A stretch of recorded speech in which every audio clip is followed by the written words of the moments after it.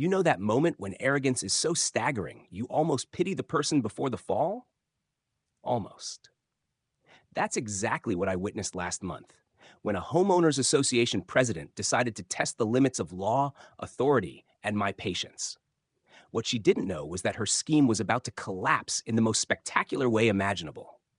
My name is Marcus Thompson, and for the past 15 years, I've worked as a regional water management coordinator for the Colorado Department of Natural Resources.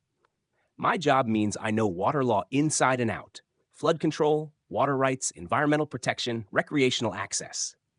It also means I can spot ignorance and fraud the second I see it. When I bought a lakefront cabin on Sunset Lake 3 years ago, I expected weekends of fishing, kayaking, and peace. The cabin was modest but perfect, sitting on 2 acres with a private dock that had been legally permitted since the 1960s. That dock was my sanctuary, my link to the water. One late August afternoon, I drove up after a grueling week mediating a multi-town water dispute. All I wanted was a quiet evening on the lake. Instead, my blood pressure spiked the moment I turned into my driveway. Someone had built a chain-link fence across my dock, 15 feet of metal barrier stretching into the water, sealed off with a laminated sign: private HOA property, no trespassing. Violators will be prosecuted. It was signed by Catherine Whitfield, president of the Sunset Lake Homeowners Association. The irony was immediate. My property wasn't part of the HOA. It predated their development entirely. They had no jurisdiction over me, no claim to my dock. And yet here was a fence, daring me to challenge it. I pulled out my phone to document the violation, fully aware this was about to turn ugly. That's when I saw her approaching. She came striding down from the HOA subdivision. Early 60s, immaculately dressed, blonde hair perfectly styled despite the summer heat.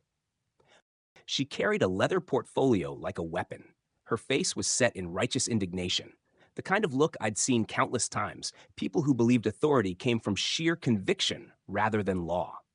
"Excuse me," she called, voice sweet yet laced with steel. "You need to leave immediately. This is private HOA property. You're trespassing." She was standing on my land while accusing me of trespass. I answered evenly, keeping my tone calm. "Miss Whitfield, this is my property. That's my dock. What concerns me is the fence you built across a state waterway." Her eyes narrowed. She opened her portfolio, produced what looked like official papers, and waved them with theatrical confidence. "The Sunset Lake HOA has claimed this dock as abandoned property. Since you failed to maintain it to community standards, it reverts to HOA control under abandonment statutes. We have legal authority." It was laughable. Property abandonment doesn't work that way. You need years of non-use, court approval, legal proceedings.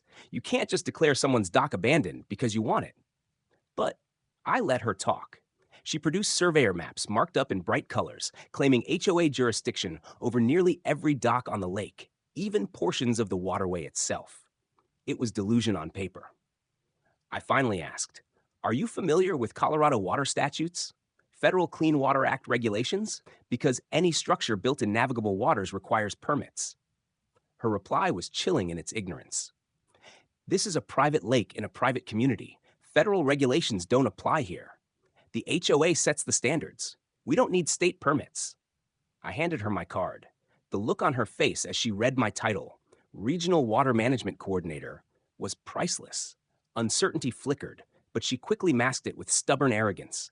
"The HOA has legal authority. We've already filed our documentation. Your agency doesn't control us." That told me everything. This wasn't just ignorance. It was a scheme. And it wasn't limited to my dock. She admitted they had already blocked other docks, sent notices to 14 owners, demanded fees for compliance oversight. They were running a racket, extortion disguised as community management. I pulled out my phone and made the call. "This is Marcus Thompson with the Department of Natural Resources. I'm reporting unauthorized structures in a state waterway and interference with permitted access. Request immediate dispatch of Lake Patrol Unit 7 to Sunset Lake." Catherine smirked, thinking it was a bluff. Within minutes, she had backup. Other board members rushing over with cameras, petitions, and financial folders. They surrounded me, documenting everything as if they were the victims. One board member, Linda Chen, filmed me like she was building evidence for court. James Rodriguez, the treasurer, brandished financial records claiming they had spent thousands on lake improvements, which supposedly gave them authority to charge dock owners fees. Another waved a petition signed by dozens of homeowners supporting their lake management program. It was a cult of self-righteousness.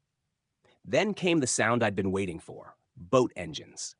Lake Patrol Unit 7 arrived, officers I had trained personally. They stepped onto my dock with professional precision, immediately documenting the fence, measuring, taking GPS coordinates. Catherine hurried forward, brimming with confidence.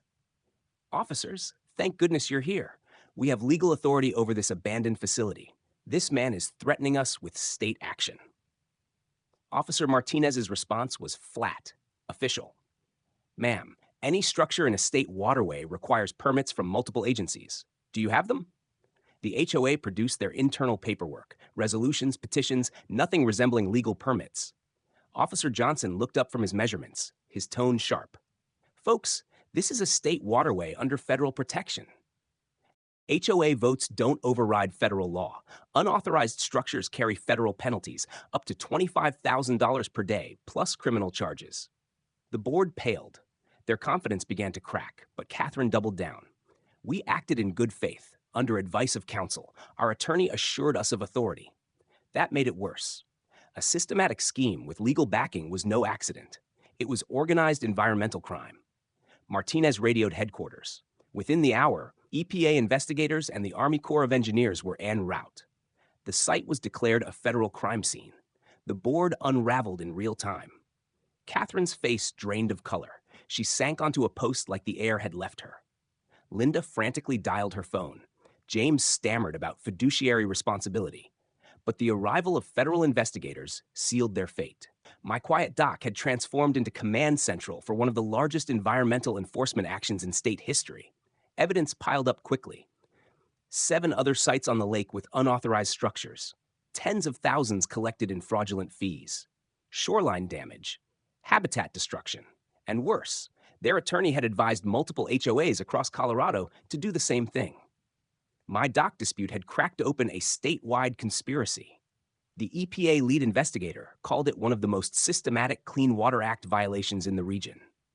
News crews soon swarmed, filming the downfall of an HOA that thought it could rewrite federal law. Catherine Whitfield, once so imperious, now faced federal charges, fines in the hundreds of thousands, and prison. Her attorney faced disbarment and criminal prosecution. Months later, Sunset Lake was reborn. The fences and barriers were gone, the shoreline restored. My dock stood clear, just as it had since 1967. The lake was alive again, fish spawning in undisturbed waters, kayaks drifting under open skies. The HOA was dissolved, replaced by a court-supervised body stripped of any authority over private property. And the state passed new laws ensuring no HOA could ever pull a stunt like this again. Sometimes arrogance creates its own destruction.